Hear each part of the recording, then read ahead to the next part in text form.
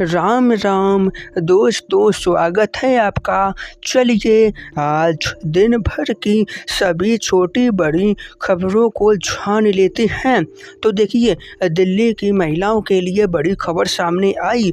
दिल्ली में रक्षाबंधन के पर्व पर दिल्ली सरकार महिला समृद्धि योजना शुरू करने जा रही है। इसमें दिल्ली की हर घर की महिलाओं को हर महीने 2500 रुपये देगी दिल्ली सरकार। दिल्ली ने देश में एक बड़ा रिकॉर्ड बना दिया। 48,000 इलेक्ट्रॉनिक बसें चलाकर दिल्ली देश का पहला राज्य बन चुका है।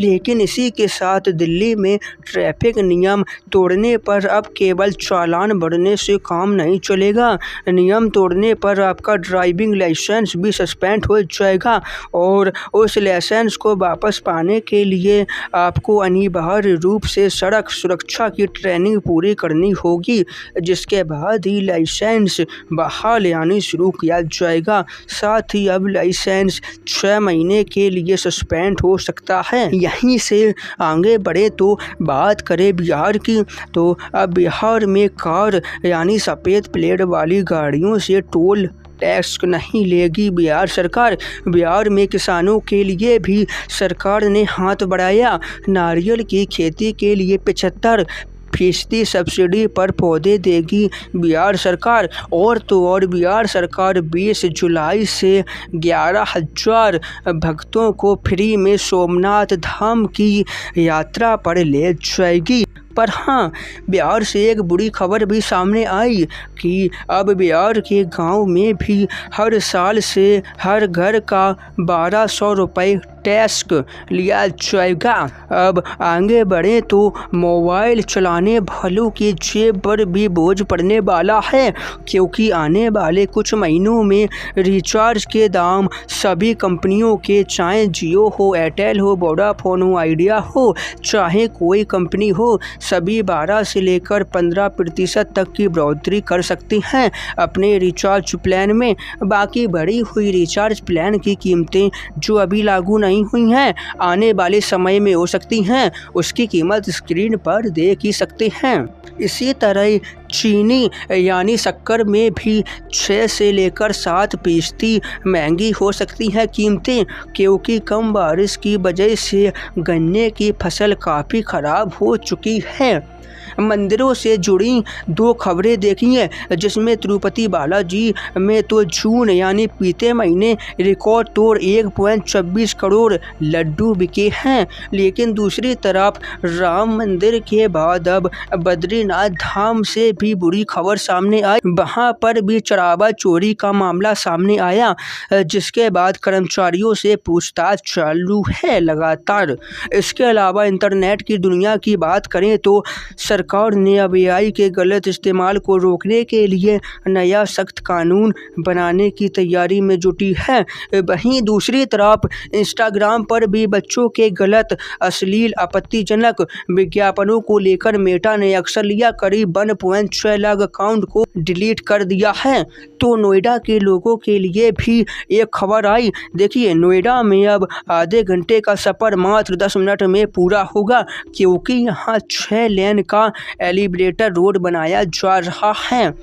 तो अब बात करें देश भर के सोने चांदी के दाम की, तो देखिए आज 24 कैरेट सोना मात्र 177 रुपये बढ़कर 1,44,000 प्रति 10 ग्राम पर आ गया। इस साल लगभग 11,000 सोना महंगा हो चुका है।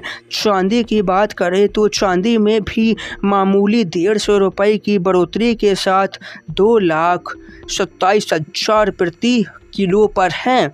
इसी कड़ी में शिक्षा के क्षेत्र से भी एक हैरान करने वाली रिपोर्ट आई।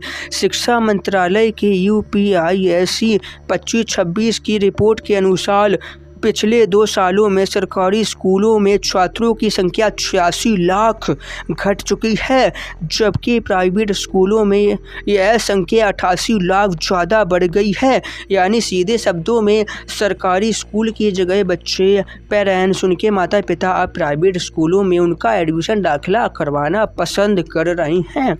वहीं अब दिल्ली में कचड़े से शहर की बसें चलाने की तैयारी में है। केंद्रीय मंत्री नितिन गडकरी हेगड़े ने बताया कि दिल्ली के वेस्ट डिस्पोजल साइट के कचरे को बायोडिस्टर के जरिए हाइड्रोजन में बदलकर उससे बसें चलाई जाएंगी। साथ ही उन्होंने बताया कि कचरे के करीब 80 लाख टन का उपयोग एक्सप्रेसवे निर्माण में किया जा चुका है और 2027 तक देश भर से कचरे के ढेर खत्म करने की योजना में है भारत सरकार। अब आगे बात करें तो लखनऊ पहुंचे स्वामी शंकराचार्य अभिमुक्तेश्वरानंद सरस्वती महाराज जी। उन्होंने कहा कि गौ माता के सम्मान की लड़ाई जारी रहेगी और 24 जुलाई को बड़ा संकल्प लिया जाएगा। वहीं चित्रकूट पहुंचे सीएम योगी आदित्यनाथ। कांग्रेस ने सुप्रीम कोर्ट में शपथ पत्र देकर राम प्रभु श्री राम जी को काल्पनिक बताया था और सपाइयों ने राम भक्तों पर गोलियां चलवाई थी 1992 में। तो आज वे किस मुंह से राम की आस्था के ऊपर चर्चा कर रहे हैं? शर्म करनी चाहिए ऐसों को, है ना। तो बस इसी के साथ सभी खबरों को यहीं पर समाप्त करते हैं। वीडियो पसंद आई हो लाइक कर देना, चैनल को सब्सक्राइब कर देना। हम आपसे फिर मिलेंगे। ध्यान रखना अपना और अपने परिवार का। राम राम।